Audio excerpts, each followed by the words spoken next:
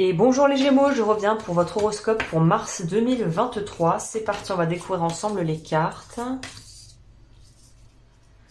D'accord, ok, donc les Gémeaux, on est dans quelque chose où vous allez pouvoir faire la paix avec une partie de vous-même, où même s'il y a eu des choix peut-être un petit peu imposés ou difficiles à prendre le mois dernier, il semblerait que là ça porte ses fruits et que ça puisse vous permettre finalement là de pouvoir faire les choses de façon bien plus...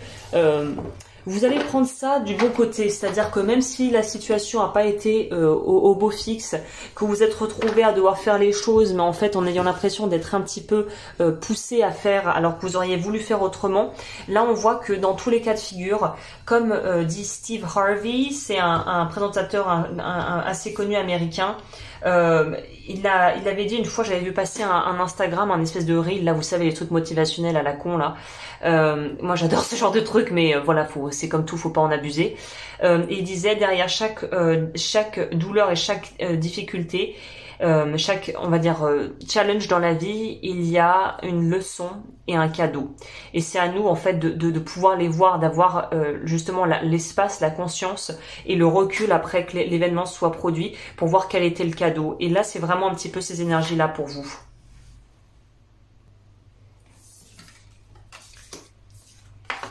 Voilà, c'est bien.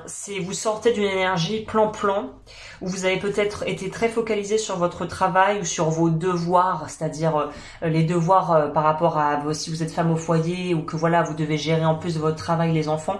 Là, on sent qu'en mars, c'était pas très... peut-être que ça perdurera un petit peu du coup si j'ai fait un lapsus en mars, mais on sent que c'était pas super fun parce que là, pour moi, la carte de l'apprentissage va nous signifier que vous étiez dans... Il y avait et le pape plus ça, pour moi, c'était des obligations, de la paperasse, des choses d'administratif, des changements à faire, des actions à mettre en place où vous n'aviez pas le luxe de pouvoir remettre à plus tard. C'était des choses qu'il fallait faire et qu'il fallait faire vite. Donc vite, ou en tout cas qu'il fallait faire assez rapidement.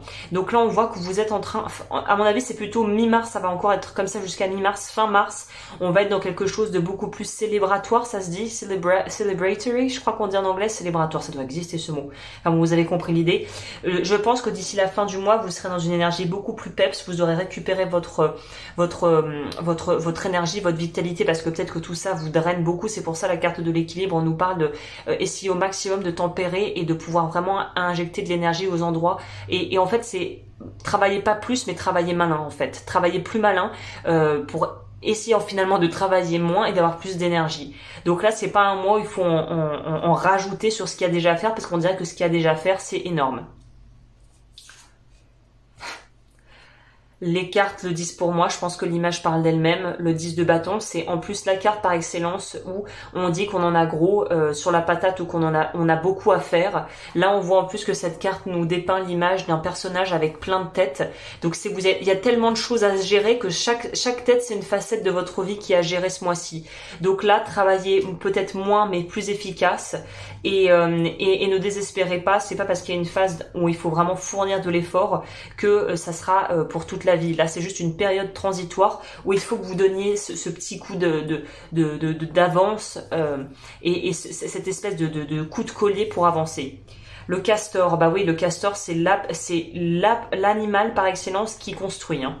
Je réalise mes rêves étape par étape en accueillant le soutien de ma communauté. Donc je vous dis, on est vraiment là-dedans. Et la communauté, 3 de couple nous parle de communauté, donc n'hésitez pas à demander de l'aide si vous avez vraiment la tête sous l'eau, parce que voilà, les gens peuvent aussi vous aider dans des moments de vie comme ça, et je pense que même se feront un plaisir de pouvoir vous soulager s'ils le peuvent. Voilà les Gémeaux, bah écoutez, pour la partie sentimentale, vous pouvez me retrouver sur Patreon, et sur ce, moi je vous dis à très bientôt, prenez soin de vous.